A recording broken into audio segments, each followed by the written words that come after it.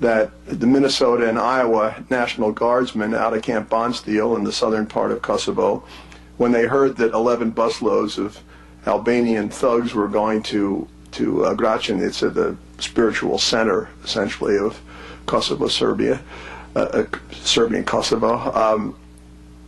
They rolled out of Bondsteel, got there just in time, interposed themselves, and said no further.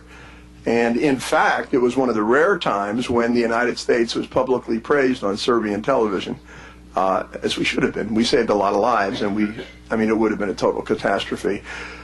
The Germans, to their credit, had a national investigation about what went on. The German police units, the Kosovo police force, lodged a formal complaint in Berlin against the German KFOR troops. And there was a big article in Spiegel, and there was a big, and they have changed their rules of engagement, and they've learned from their mistakes.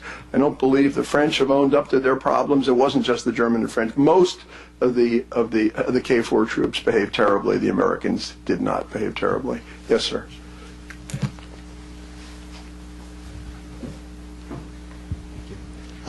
Bill Jones from Executive Intelligence Review. I'm just missing a little bit of the urgency that you had, 6 weeks ago when you were over at the CFR. Dimitri's sick. Nicholas gave a great presentation. But believe me, there was a lot of urgency in what Dimitri had said, and some people might think that was exaggerated. But I think just in terms of the Russian reactions that one gets in just talking to friends, it is a much more urgent situation than has been brought forward tonight. One thing is that you can never judge the situation of anything that happens in the Balkans simply in terms of the relation of forces within the Balkans themselves. We know that from history. This is going to have implications throughout the world, how Russia reacts. I say that as a friend of the Kosovars and a friend of the Bosnians. I spent a large part of the 90s in bringing Bosnians and Kosovars to the U.S. Congress so that they could discuss their situation there. But in this particular circumstance, I think we're dealing with a situation which is extremely explosive, not only in terms of what will happen in the region itself, but in the broader angle in terms of U.S.-Russia relations. And it's occurring because U.S.-Russia relations, from the time that Putin met with Bush in Kennebunkport, have gone south very, very quickly. And so that this is just one element, one very important element, the Declaration of Kosovo independence, which I think will be like a hand grenade in U.S.-Russian relations. And we don't know how they're going to react or anything like that, but I think that what was clear when you discussed this in the CFR is that that was more of an issue than it was tonight, and I think we should not lose sight of that fact, because I think that will be the most determining aspect of this whole situation. Like, for instance, what we see in Serbia today, where a nationalist candidate is gaining a lot of support, largely because of the effect of this Kosovo debate, and that will have an effect on Serbian-Russian relations and can cause a lot of problems, and I think we can't ignore this. Janusz. Yeah. I would just react by saying, sure. I think it contributes to the slide in Russian-American, particularly Russian-Western relations. I mean, there are many areas of confrontation between Russia and the United States and Russia and the European Union that can be heated up at different times. Missile defense, CFE treaty, OSCE, nuclear terrorism in London. The list is endless, basically.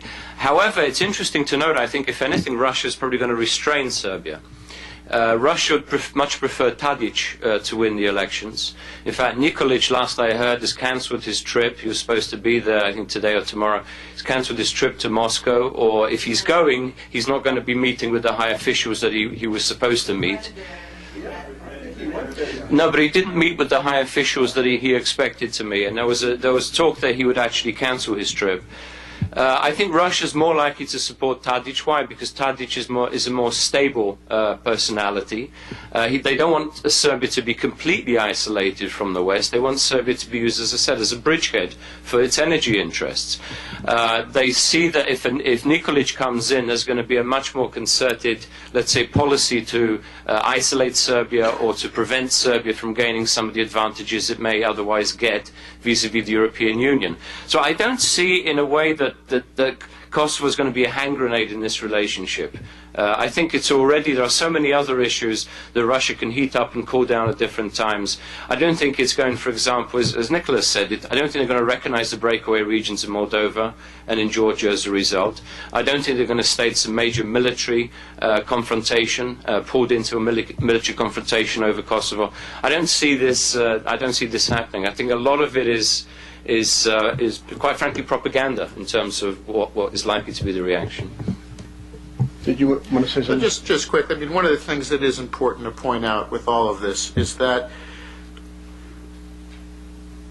it's not as if you have the West and then you have Russia, and that somehow we're seeing a return to this climactic, apocalyptic clash between East and West. Europe is divided on Kosovo. Europe is divided on how to deal with Russia and the role that Russia plays in Europe.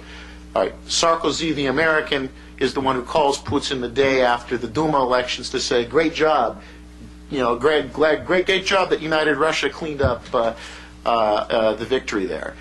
And so some of this is less. It's great. It's easy to sort of go back and say, well, it's Russia and the West. But this is part of, I think, a longer-term issue which is developing, which is the West is in a state of transition, and the world is in a state of transition. I mean, the reality this year, unfortunately, is the EU and the US don't get to set the global agenda anymore. They're basically half of the global economy now. So, the idea that the rest of the world, and then Russia is playing on that, it's part of Europe when it wants to be, it's not part of Europe, but and when we saw what happened in the Security Council, yes, Russia was the one that took the heat for blocking the Ahtisaari plan. China wasn't thrilled about it. India wasn't thrilled about it. South Africa was not thrilled about it, and in fact was looking around to see, if it went to a vote in the Security Council, how it might play out. So I do think that, yes, the Cold War sort of conditioned our way of looking at things, but it's really the world we're entering is one where there are multiple power centers balancing off a variety of different issues. Kosovo has now become one in the last year, but let's not lose sight of the fact that some of Russia's best partners in the world are in fact democracies, among them Germany, France, Italy, and India. So the old free world, unfree world doesn't quite look the same in the 21st century, and I think we have to be a bit more nuanced now in how we're looking at these issues, because you can miss those kinds of important distinctions. I saw 2 or 3 hands. Whoa, now we're going. I saw that gentleman in the back too, but you were first, the young lady is second. Yes, sir?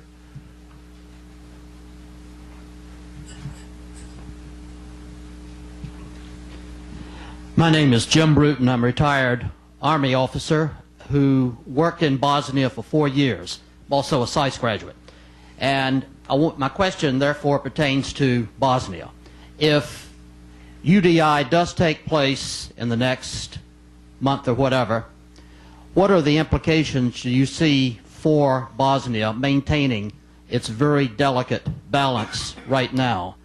Will Republika Srpska, of course with the covert support of Belgrade, use the independence of Kosovo as an excuse to do what it has always wanted to do, to break away and join Srpska, or at least to make that effort, or just to create a big mess out of the whole issue of rejoining Srpska?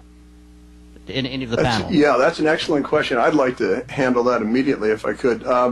Relations between Republika Srpska, at least the leader of the Republika Srpska, Milorad Dodik, and Nikolic could not be worse. I mean, they can't stand each other. They're screaming at each other publicly.